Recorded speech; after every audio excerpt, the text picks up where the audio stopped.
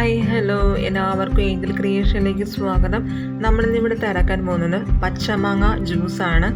അതിനു വേണ്ടിയിട്ട് നമ്മൾ എടുത്തിരിക്കുന്നത് ചരച്ചതായിട്ടുള്ള മാങ്ങയാണ് നമ്മൾ എടുത്തിരിക്കുന്നത്. അപ്പോൾ അത് വെച്ചിട്ട് ജ്യൂസ് എങ്ങനെയാണ് ചെയ്തതെന്ന് അപ്പോൾ നോക്കാം.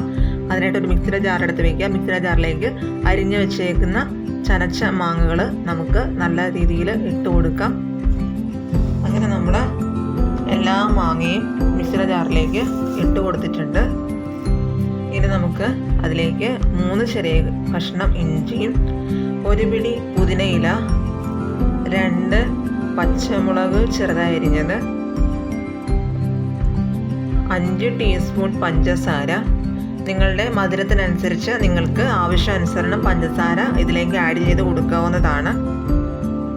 ഇനി നമുക്കതിലേക്ക് 1 പിഞ്ച് ഉപ്പും കൂടി ചേർത്ത് കൊടുക്കാം.